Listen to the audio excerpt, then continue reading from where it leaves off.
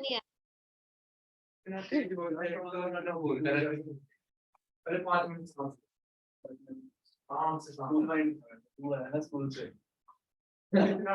तुम थे कहाँ? मैं तुम्हें ढूंढ रही थी। तो मैं तो भी ऊपर ही बैठी हूँ। ऊपर थे।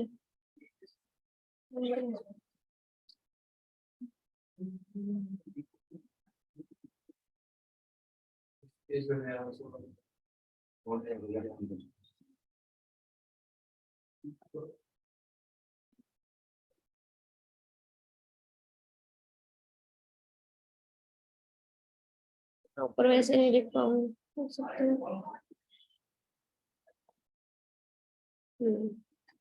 ठीक है।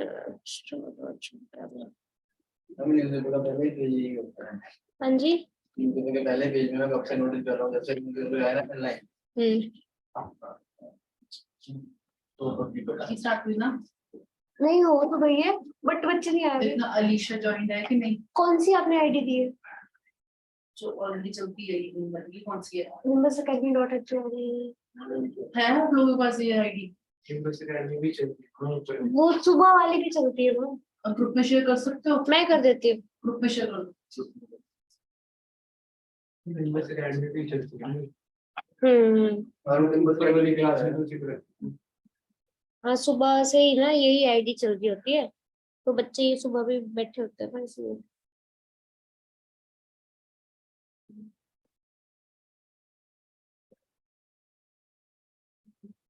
ओके।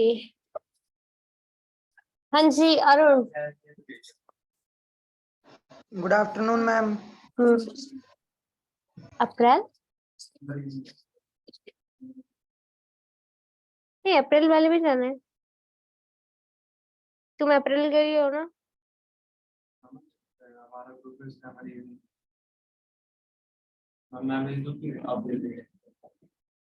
बच्चे तो आए नहीं। Arun, am I audible? Good afternoon ma'am.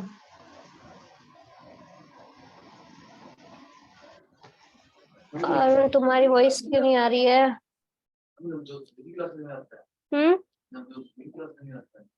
Navjot? नहीं, शाम। वो बीमार था। हाँ जी अरुण, एम आई ऑडिबल बच्चे?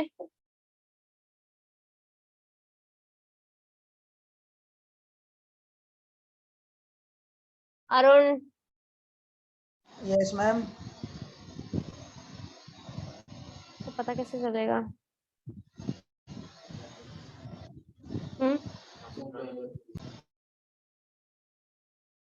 अर्शदीप आई, इसको पूछती हूँ।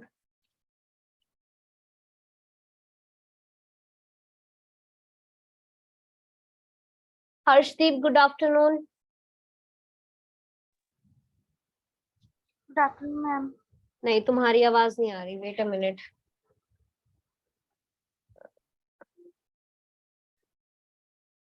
हाँ जी, अब बोलो। Good afternoon ma'am. नहीं बच्चे, तुम्हारी आवाज नहीं आ रही है मुझे। चलो, जो भी चीज होगी चैट बॉक्स में लिख देना अब, ठीक है? ओके। Good afternoon Alisha.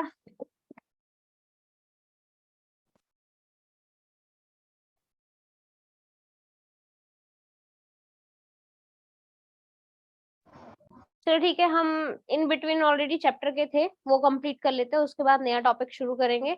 सो जो रहता है, और बच्चे ने बोला है कि फिर से डिस्कस करना है पुराना छोटा सा टॉपिक, वो कर लेते हैं, ठीक है? एंड अलीशा, कोई भी बच्चे प्रॉब्लम होगी तो चैट बॉक्स में लिख देना, you are not audible to me, ठीक है?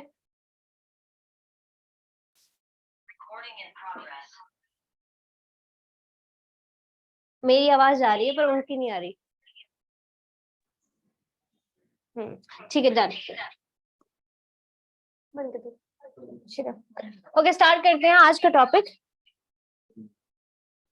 क्लास लीव कर देना, ठीक है? हमने किया था last time corrosion.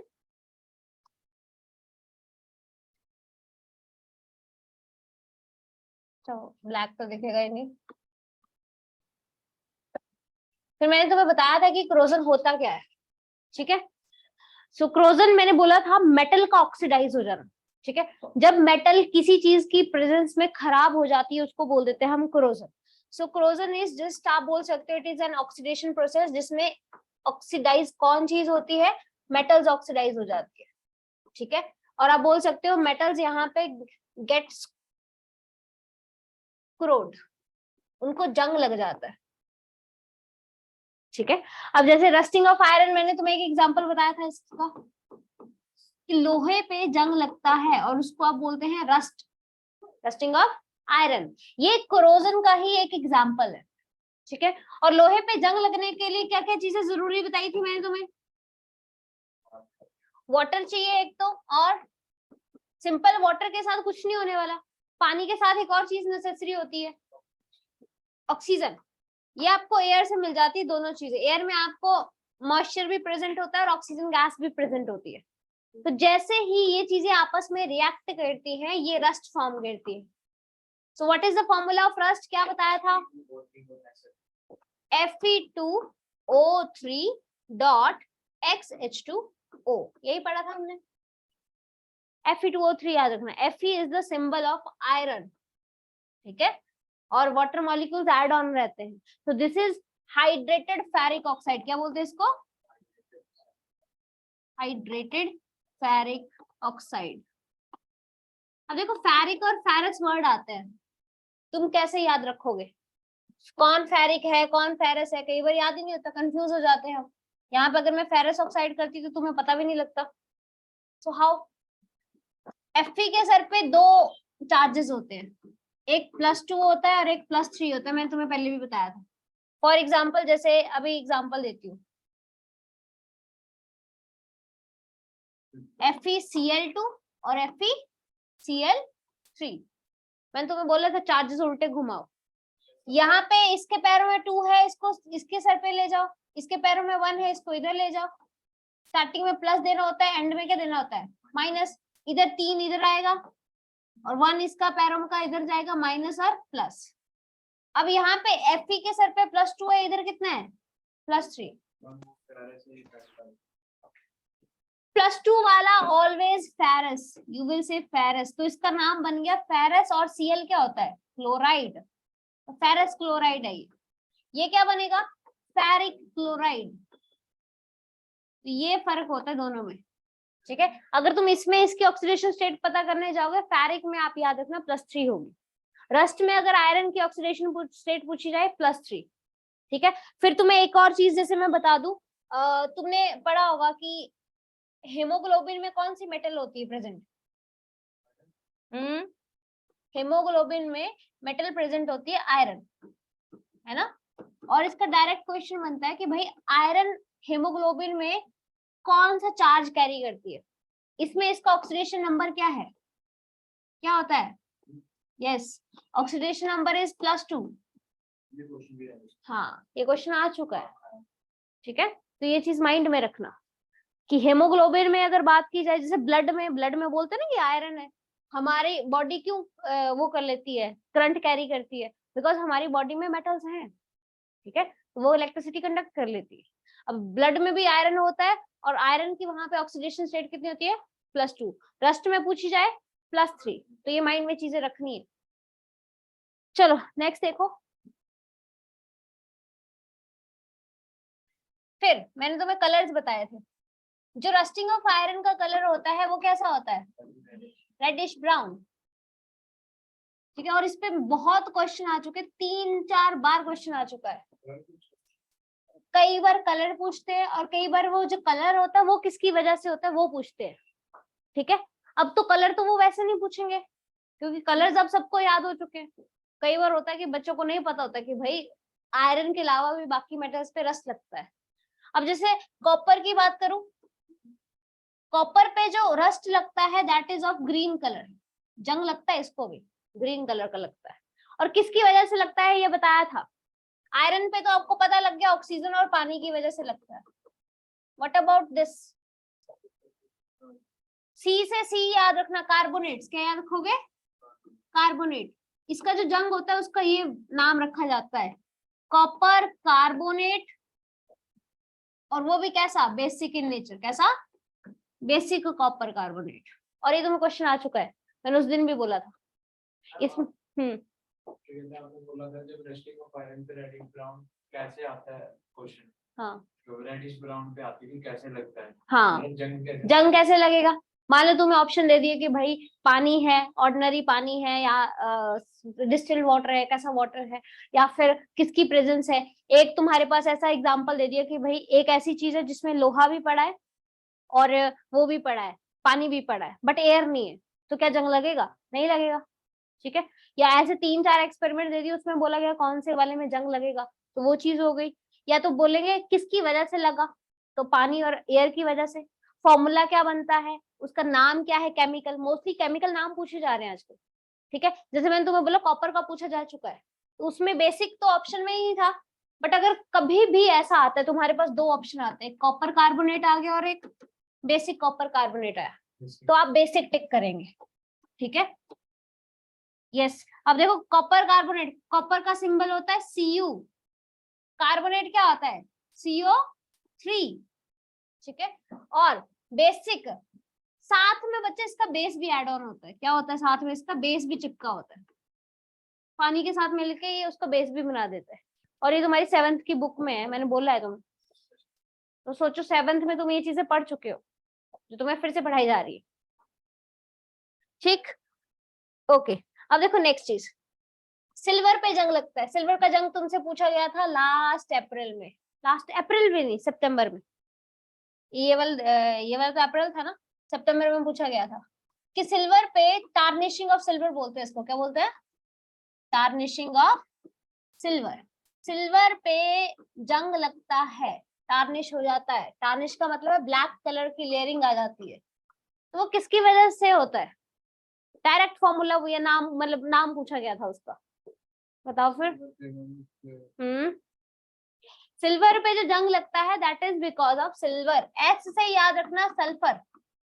Silver, silver का एस उठाया, आगे लिख दिया सल्फाइड, क्या बोलेंगे इसको? Silver sulphide. तो ये फॉर्मूला पढ़ा हुआ था।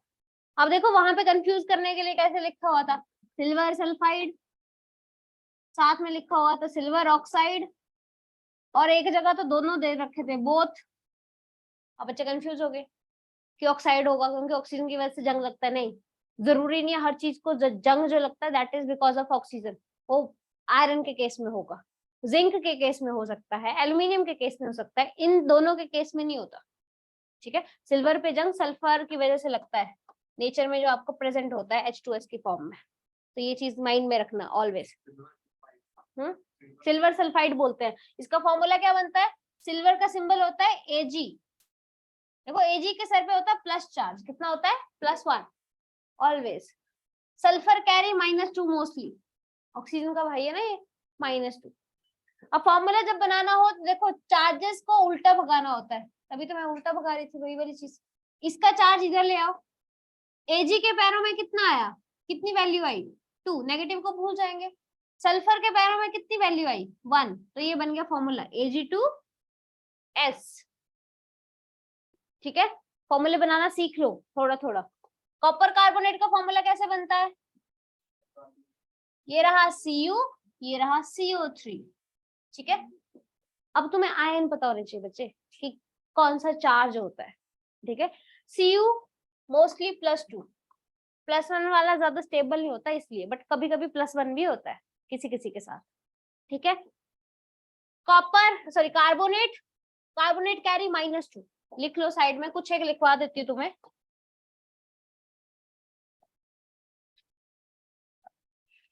कार्बोनेट जैसे आयंस लिखवा रही हूँ, कभी भी फॉर्मूला पूछ सकती हूँ किसी का भी। ठीक है, ये बाई कार्बोनेट होता है,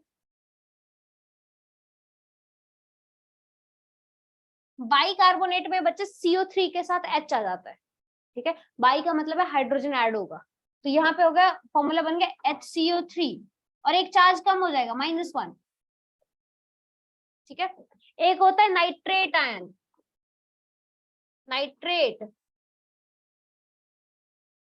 नाइट्रेट होता है बच्चे NO3 नेगेटिव। क्या होता है? NO3 negative. एक होता है नाइट्राइट, क्या होता है? नाइट्राइट।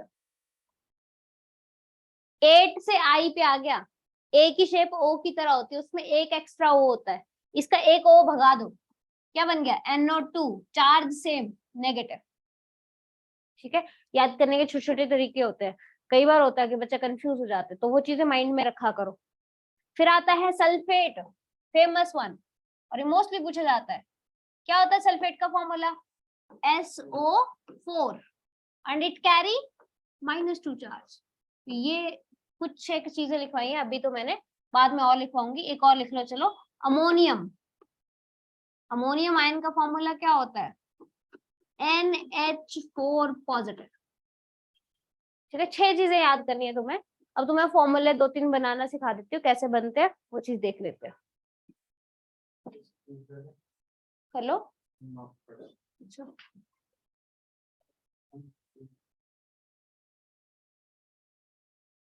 चलो, डन, लिख लिया? ओके, अब देखो, जैसे तुम्हें बोला जा रहा है, मान लो कि भाई पोटाशियम नाइट्रेट का फॉर्मूला बताया जाए, या ऑप्शन में पड़ा हुआ है, हमें कैसे पता लगेगा? पोटाशियम का सिंबल होता है K, नाइट्रेट अभी बताया NO3 नेगेटिव। ये फॉर्मूला है, फॉर्मूले में इसके सर पे चार्ज होगा कुछ। पोटाशियम ऑलवेज कैरी कौन सा चार्ज? +1, ग्रुप 1 का मेंबर है, याद करवाए हैं। ठीक है, वो याद रखना। अब फॉर्मूला बनाना है, दोनों को कंबाइन करेंगे, पैरों में भगाओ चार्जेस। K के पैरों में क्या आएगा? 1, NO3 के पैरों में क्या आएगा?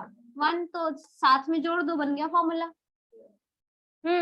अब तुम फॉर्मूला बनाओगे पोटाशियम सल्फेट का, बनाओ जरा जल्दी। सल्फेट,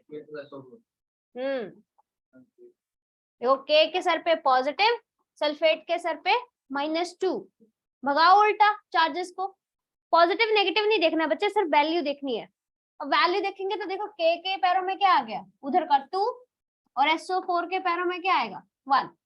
तो ना भी लिखो तब भी चलेगा 1 को, तो बन गया फॉर्मूला। बनाने आ जाएंगे आगे से। ओके, अब देखो क्रोजन के हमने मेन 3 तो कर लिए, सिल्वर, आयरन, कॉपर। एक एक्स्ट्रा जैसे मैं बोलूं कि भाई एल्यूमिनियम भी होता है। वैसे तो मोस्टली सभी मेटल्स को जंग लगता है, ठीक है, सबको लगता है, बट दिखता कुछ कुछ का है और कुछ कुछ का उसी के जैसा होता है, तो पता भी नहीं लगता। डन। अब जो एल्यूमिनियम पे जंग लगता है वो किसकी वजह से लगता है? ऑलवेज रिमेम्बर, सिर्फ ऑक्सीजन की वजह से। किसकी वजह से लगता है? ऑक्सीजन की वजह से। ये इसके साथ मिलके एल्यूमिनियम ऑक्साइड बनाता है। क्या बनाता है ये? Aluminium oxide, Al2O3 formula. अब देखो जो एरोप्लेन होते हैं ना, जब एरोप्लेन बनता है,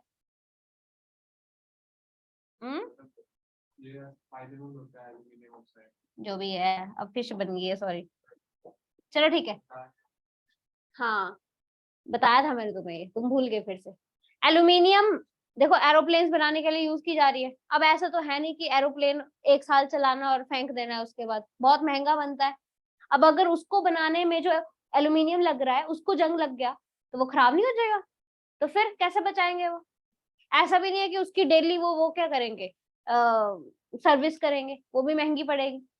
तो अब देखो एल्यूमिनियम पे जो जंग लगता है ना बच्चे, वो क्या होता है कि वो ऑलरेडी एक प्रोटेक्टिव लेयर की तरह काम करता है। ये मान लो ये एल्यूमिनियम है ना, ये पूरा एल्यूमिनियम है, उसका टुकड़ा मान लो या कोई भी चीज मान लो, एक प्लेट मान लो, इसके ऊपर जंग लगेगा तो ऐसे लेयर बनेगी। ये मान लो ये जंग लग गया, ठीक है, ये जंग लग गया, होता उसी के जैसा है, पता भी नहीं लगता, इतना जंग है, अंदर एल्यूमिनियम है, बाहर Al2O3 बन चुका है। देखो लोहे का जो जंग होता है ना, वो उसको खाता है, धीरे धीरे खत्म कर देता है, तभी तो हमें उसको बचाना पड़ता है, उसी को प्रिवेंट करना पड़ता है। बट ऐसा इसके साथ नहीं होता, इसके ऊपर जो ये जंग लगा है ये इसको बचाता है। ये क्या करता है? इसको बचाता है। देखो हाउ, इसने क्या किया है, इसने सारी ये जो एल्यूमिनियम था इसको कवर कर लिया, ठीक है, और इसका जो जंग है वो कभी अंदर नहीं जाता, ये सिर्फ सरफेस तक ही रहता है, जिसकी वजह से जो अंदर मेटल है वो बच जाती है, ठीक है। अब जो एरोप्लेन्स में एल्यूमिनियम यूज किया जा रहा है उस पे ऑलरेडी ऐसा करके भेजा जाता है, ठीक है, उस पे जो एल्यूमिनियम यूज हो रखा है ना, उस पे ऑलरेडी उन्होंने क्या कर रखा है, उस एल्यूमिनियम पे एक लेयरिंग चढ़ा रखी है Al2O3 की, and this is done by the process of anodising. मैंने बताया ये तो, और ये यूपीएससी पूछता है। इस बार ये क्वेश्चन आपको अप्रैल में सीडीएस में पूछा गया था, तो ऐसा कुछ नहीं है कि तुमसे नहीं पूछेंगे, डायरेक्ट स्टेटमेंट में क्वेश्चन आ सकता है कि भाई एनोडाइजिंग क्या होता है।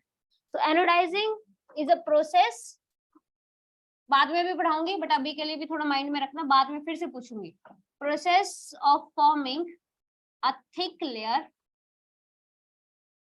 Forming a thick layer of oxide on aluminium, या फिर मेटल्स भी बोल सकते हो।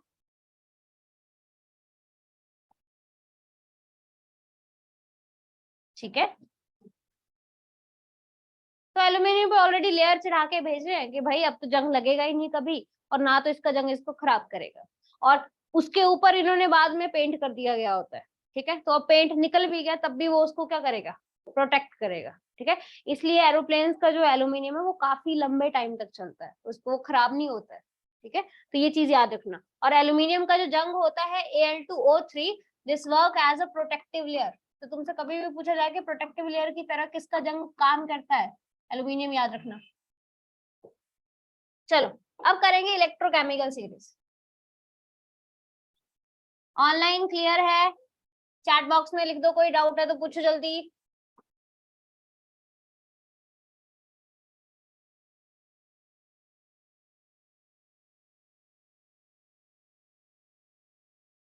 ओके,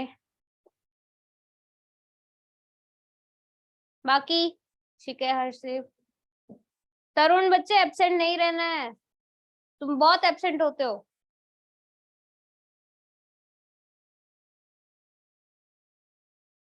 ठीक है, चलो अब नेक्स्ट देखो। आपको याद रखनी है इलेक्ट्रोकेमिकल सीरीज। इसको आप बोल सकते हो दूसरे वर्ड्स में मेटल एक्टिविटी सीरीज। और ये ना 2 बारी से, या बोल सकते हो पिछले 1 साल से रेगुलरली हर बार पूछी जा रही है। एग्जैक्ट सीधा 4 नंबर विदाउट एनी डाउट। ठीक है, हाँ ये एग्जैक्ट पूछी जा रही है। 4 मेटल्स दे देते हैं आपको, इंक्रीजिंग और डिक्रीजिंग ऑर्डर लिखा होता है, आपको बताना होता है कौन सा करेक्ट है। तो इजी है, अगर आप क्या करो, इसको पढ़ लो। तो अभी मैं तुम्हें ट्रिक बता दूंगी इसकी याद करने की, वो तुम कर लेना, और फिर मैं पेपर क्वेश्चन में भी पूछूंगी, इसको याद रखना। ठीक है, कौन सी मेटल किससे कितनी है, रिएक्टिव है या ज्यादा एक्टिव है, वो यहां से पता लगता है। याद करने का तरीका देखो, केदारनाथ का माली। ठीक है, के for Kedar, NA for Nath, CA का, MG माली, याद रखना।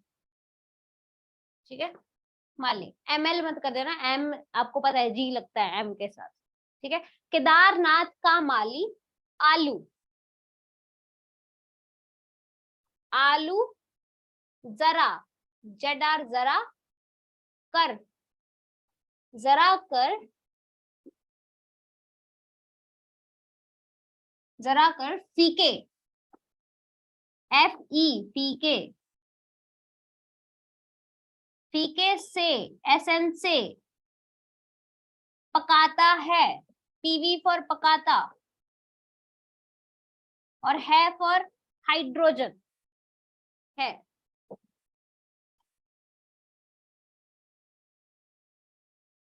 ठीक है,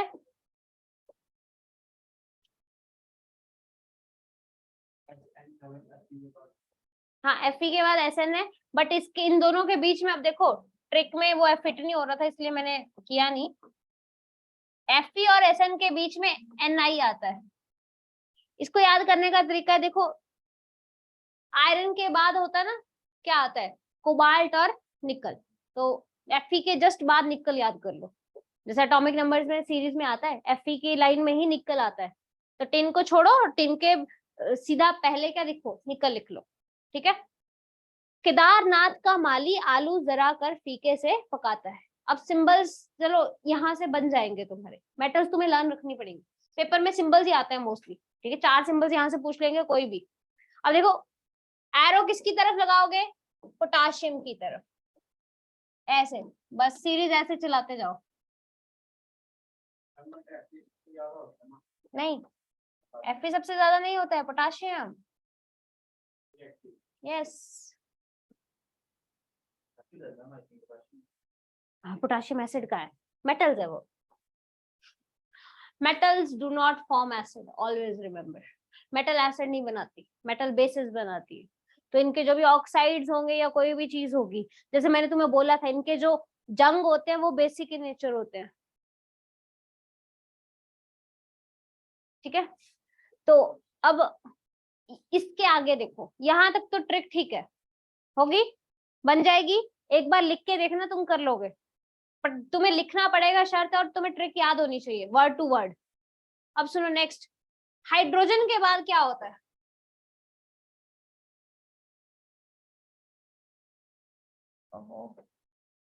हाइड्रोजन के बाद क्या आता है,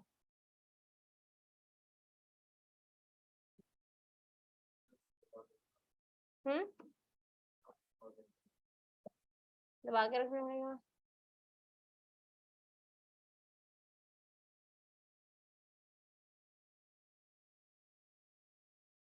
इसमें वैसे नहीं हो रहा ना, चल छोड़ो। हाइड्रोजन के बाद आता है सीधा कॉपर, ठीक है, क्योंकि याद कर लो कॉपर, हाइड्रोजन के बिल्कुल बगल में कॉपर होता है, और कॉपर के बाद आती है जी वाली मेटल्स, किसकी वाली, जी वाली, ऐसी मेटल्स जिनमें जी हो, और जी किस किस में होता है, एक तो मर्क्यूरी में होता है, ठीक है, और उसके बाद कौन सा आता है, सिल्वर,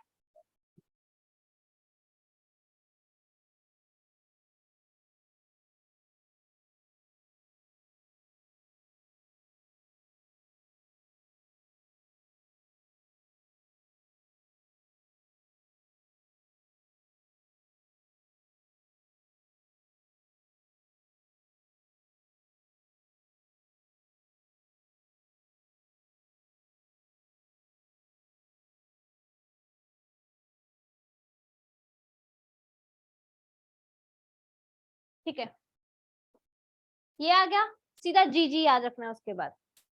अब इसके बाद क्या याद रखोगे, इसके बाद जी के बाद सीधा वो वाली मेटल्स आएंगे, देखो वो जो बहुत महंगी होती है और ज्वेलरी में यूज होती है, सिल्वर के साथ कौन होती है ज्वेलरी में यूज, एक तो पैलेडियम हो गया, और गोल्ड हो गया, और पीटी प्लैटिनम, लास्ट की 2 मेटल्स लर्न रख लो, गोल्ड और प्लैटिनम, ठीक है। Reason, these are the least reactive metals, जो एंड में मेटल्स बच्चे पड़ी हुई है ना, ये गोल्ड और प्लैटिनम, पीटी होता है प्लैटिनम, जिसके सिंबल नहीं है याद पूछ सकते हो, एयू का सिंबल मतलब गोल्ड, के for potassium, Na sodium, Ca ये तो पता है शायद सबको, calcium, Mg magnesium, Al aluminium अभी लिखवाया था, Zn जिंक, और Cr chromium, Fe iron, Au for gold, और निकल Ni निकल, Sn वेरी इंपॉर्टेंट टिन, इनके देखो सिंबल्स बिल्कुल डिफरेंट है, टिन है और सिंबल में Sn है, ठीक है। Pv लेड, और H2 this is not metal बच्चे, ये हाइड्रोजन है, ये गैस है, ये नॉन मेटल है, बट ये रिएक्टिविटी सीरीज में इसलिए आता है क्योंकि इसके थ्रू क्राइटेरिया सेट किया जाता है बाकी चीजों का, कि कौन रिएक्टिव है कौन नहीं है। तो अगर इससे ऊपर कोई है दैट इज रिएक्टिव, और इससे अगर कोई नीचे है दैट इज लेस रिएक्टिव, और जो बिल्कुल एंड में होगी वो तो बहुत ही कम रिएक्टिव होगी। तो अब देखो, अगर तुम्हें इनमें से पूछा जाए, कोई 4 मेटल्स ऑप्शन में पड़ी और तुमसे पूछा जाए किसको जंग नहीं लगेगा या किसको जंग देर से लगेगा, तो जो जितनी कम रिएक्टिव होगी उसको जंग उतना ही लेट लगता है। तो सबसे कम कौन सी रिएक्टिव है, गोल्ड और सिल्वर, सॉरी प्लैटिनम, तो प्लैटिनम और गोल्ड को जंग ही नहीं लगता, ठीक है। या तो सोने को अगर जंग लगेगा भी ना तो इतने साल लग जाएंगे कि तुम्हें दिखेगा भी नहीं, ठीक है। वो होता है ना कई बार उसकी चमक थोड़ी सी फीकी पड़ जाती है तो हम चले जाते हैं, तो वो सालों लग जाते हैं उसको चीज को बनने के लिए। हालांकि चांदी को देखोगे, चांदी को जंग लगने में आई थिंक हार्डली 1 साल में अच्छे से वो काला हो जाता है, ठीक है। तो ये चीज याद रखना। तो इन दोनों को जंग नहीं लगता है, ठीक है। रिएक्टिविटी सीरीज क्लियर हो गई, तो ये आपको याद रखनी है, ठीक है। सभी को याद होनी चाहिए, आपके टेस्ट में आपसे पूछूंगी मैं। और देखो अब क्वेश्चन कैसे आ रखा है 2-3 बार, जैसे मैं आपको अब 4 मेटल्स दे रही हूँ। नहीं, F, that is fluorine. Fluorine is the strongest oxidizing agent.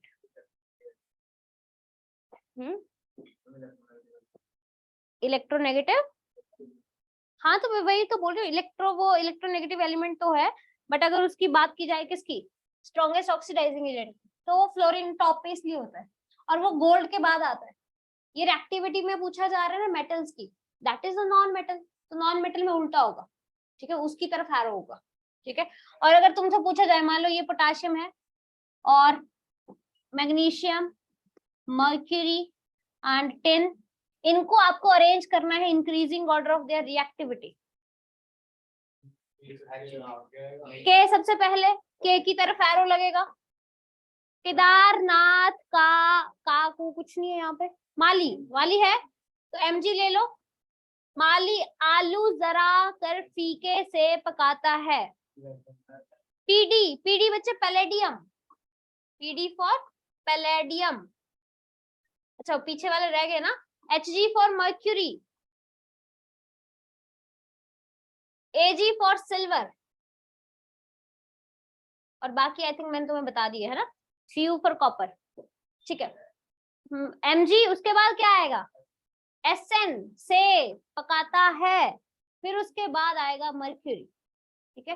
तो ऐसे आपको पेपर में आते हैं, आगे पीछे शफल करके लिखे होते हैं बस, और ये 2 बार कॉन्टिन्यूसली आ चुका है, ठीक है। या इसके बेसिस पे क्वेश्चन आ रहे हैं कि 2 चीजों का रिएक्शन दे दिया और तुम्हें बोला गया कि क्या रिएक्शन होगा या नहीं होगा, ठीक है। अब देखो दूसरे तरीके से इसको कैसे यूज में लाया जा सकता है, बहुत काम की चीज है ये। तुमने बचपन में पढ़ी होगी डिस्प्लेसमेंट रिएक्शन, पढ़ी है, क्या होती है? हाँ, डिस्प्लेसमेंट रिएक्शन का मतलब है one reactive metal, more reactive metal displaces the less reactive metal from a compound.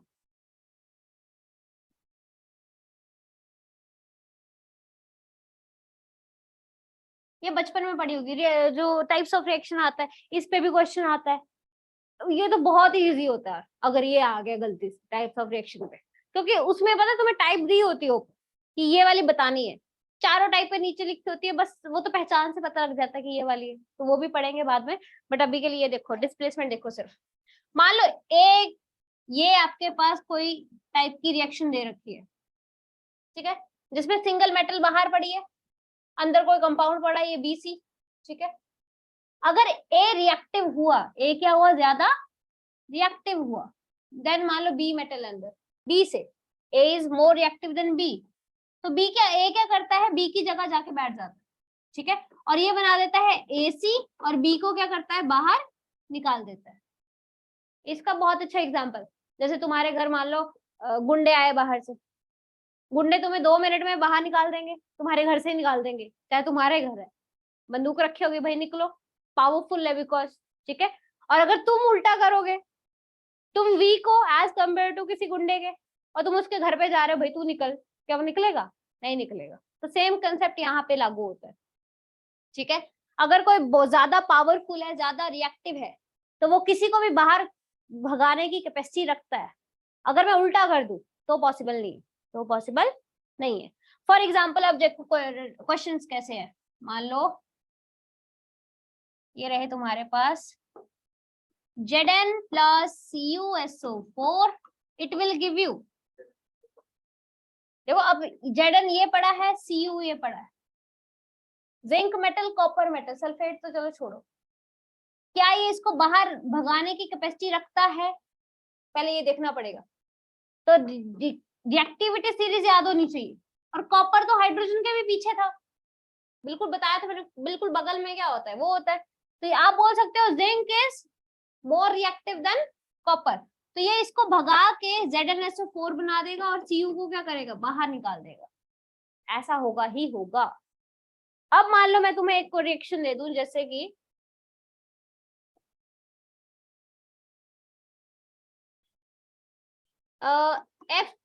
FeSO4 plus Ag, क्या रिएक्शन होगा? बाहर Ag पड़ा है अब अकेला, अब Ag जाएगा ना उसके पास, उसके घर में, अगर रिएक्टिव हुआ तो निकाल देगा, अगर रिएक्टिव नहीं हुआ तो फिर खुद ही बाहर आ जाएगा। तो no reaction, because Fe is more reactive than silver, silver उसको बाहर भगाने की कैपेसिटी नहीं रखता है, तो नो रिएक्शन। ठीक है, ये चीज याद रखना। अब जैसे कुछ एक कंपाउंड्स के मैं आपको ऐसे देखो एग्जांपल कैसे आता है, इस बार आपको एग्जांपल मतलब डायरेक्ट एनसीईआरटी से ना एक एक्सपेरिमेंट से उठा रखा था उन्होंने, जैसे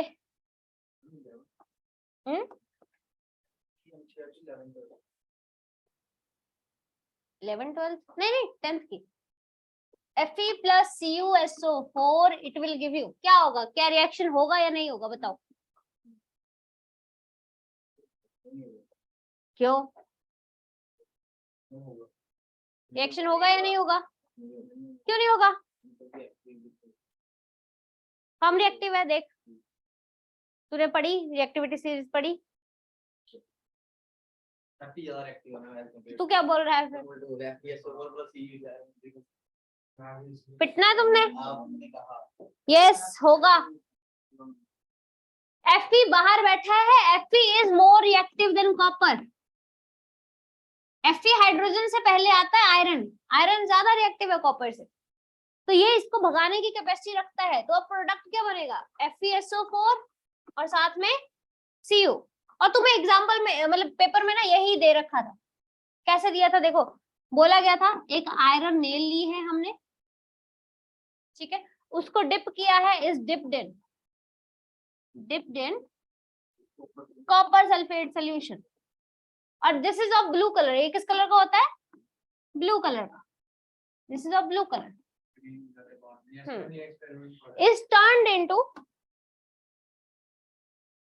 is turned into brown color. Iron nail is dipped in the copper sulfate solution and after some time it turned into brown color. देखो सोल्यूशन की बात नहीं की है, सोल्यूशन टर्न हो रहा है, उन्होंने आयरन नेल की बात की है कि जो लोहा उन्होंने डाला है किसी उसमें, मान लो हाँ ओहो ये रहा ब्लू कलर का सोल्यूशन, ऐसे था, इन्होंने क्या किया, इन्होंने ब्राउन कलर का, वो लोहे का कलर कैसा होता है वैसे, थोड़ा बोल सकते हैं मेटालिक टाइप का होता है, मान लो पहले मेटालिक टाइप का था, थोड़ा हल्का सा सिल्वर सा, brown mini black type, silvery black type रख लो, और आफ्टर सम टाइम क्या हुआ, रिएक्शन होने के बाद उसका कलर ब्राउन हो गया, और जो सोल्यूशन था उसका कलर क्या टर्न हो गया, उसका कलर हो गया ग्रीन।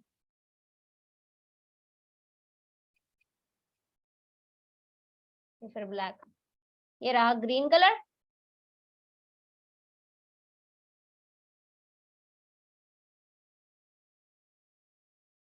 और जो रॉड थी वो ब्राउन हो जाती है, ऐसे होता है।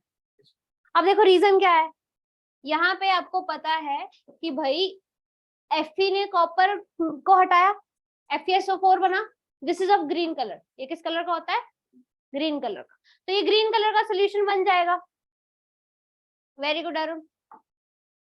और कॉपर किस कलर का होता है, ब्राउन कलर, तो जो नेल है ना बच्चे उसके ऊपर कॉपर जम जाता है, ठीक है, और पूछा जाता है कैसा होता है वो, रफ सा होगा, ग्रैनुलर फॉर्म होगी, ठीक है, दानेदार में थोड़ा थोड़ा कॉपर जाके उसके ऊपर चिपक जाएगा, तो आयरन की जो नेल है वो बाहर से किस कलर की हो जाती है, ब्राउन दिखती है, और सोल्यूशन किस कलर का हो जाएगा, ग्रीन कलर का। ठीक है, तो ये चीज याद रखना। तो आपको सोल्यूशन के कलर पता होने चाहिए। Copper sulphate is of blue colour, ferrous sulphate is of green colour. ठीक है, तो डायरेक्ट क्वेश्चन ये था, ये ऑप्शन में मतलब वो दे रखा है, स्टेटमेंट दे रखी है, नीचे पूछा गया है किस टाइप की रिएक्शन है, किस टाइप की रिएक्शन है, ये पूछी गई थी। डिस्प्लेसमेंट, याद रखना क्या रिएक्शन है ये, डिस्प्लेसमेंट।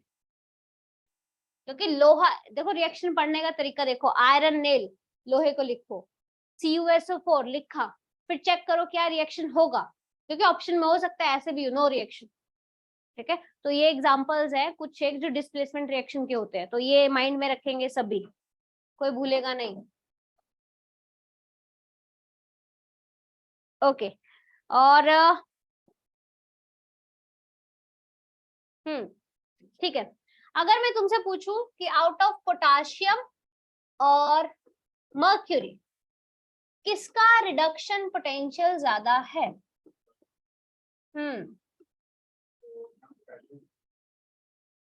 अच्छा मुझे बताओ किसकी रिड्यूसिंग पावर ज्यादा है? मैंने तुम्हें कल बताया था कि metals are strong reducing agent, metals बहुत ज्यादा अच्छी रिड्यूसिंग एजेंट होते हैं, इलेक्ट्रॉन लूज करने की बहुत अच्छी कैपेसिटी रखती है ना? तो अब तुम्हें बताना है कि रिड्यूसिंग पावर किसकी ज्यादा है और रिडक्शन पोटेंशियल किसका ज्यादा है।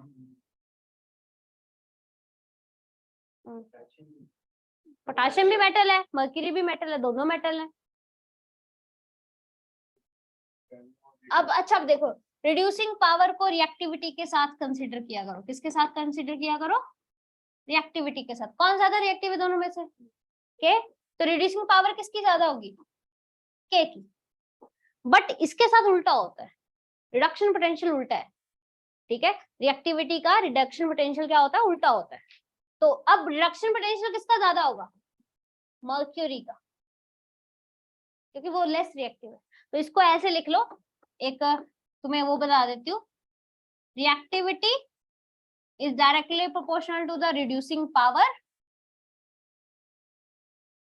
जितने रिएक्टिव होगी कोई, उतनी उसकी रिड्यूसिंग पावर होगी, उतनी रिड्यूसिंग एजेंट अच्छी होगी। बट अगर रिड्यूसिंग एजेंट अच्छा होगा ना, वैसे तो ऑक्सीडाइज ही होगा।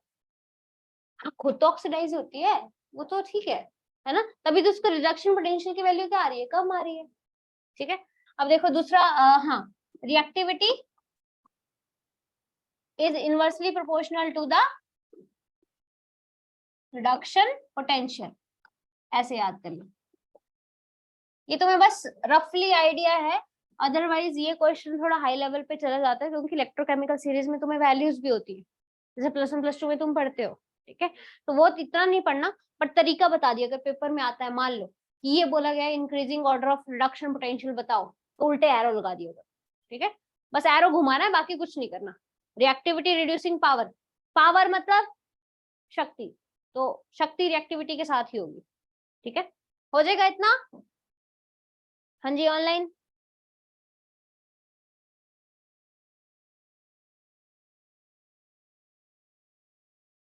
ओके, तो आपका जो रिडॉक्स चैप्टर है बच्चे, वो होता है खत्म।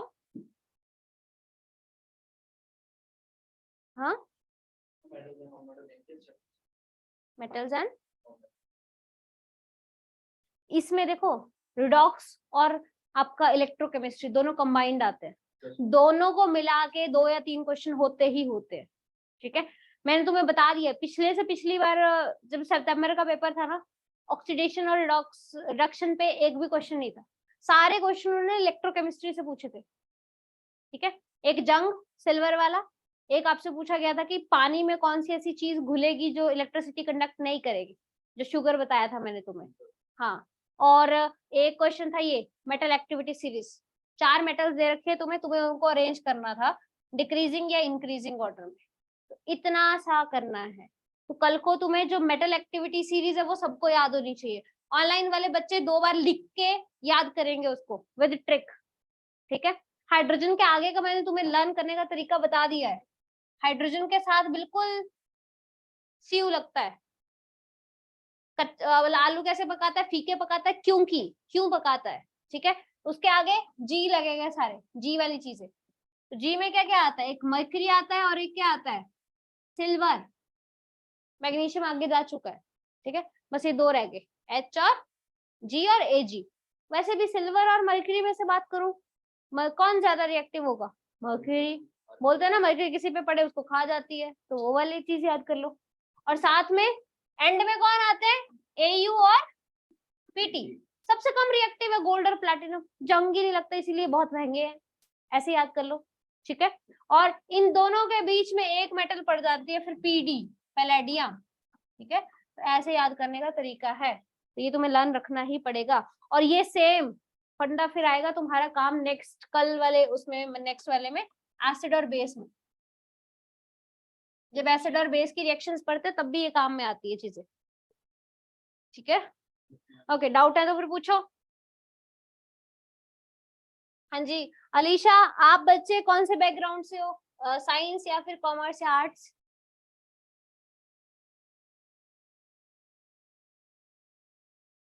एक तो आज ये चल क्यों नहीं रहा है, कॉमर्स। अच्छा, कोई डाउट है बच्चे तो पूछ लो। आज तो देखो मुझे तुम्हारी आवाज ऑडिबल नहीं है, कल से पर मैं वो करूंगी, इसका ध्यान रखूंगी, ये चल नहीं रहा आज माइक। हाँ जी, कोई दिक्कत है, सब समझ आया? तरुण,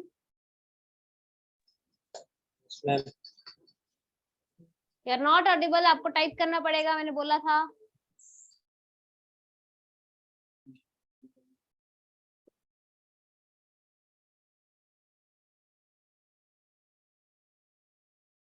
एब्सेंट मत रहो तरुण, सिलेबस हो जाएगा, फिर आपको फिर से बाद में दिक्कत आएगी, बीच बीच में से आप टॉपिक कर रहे हो।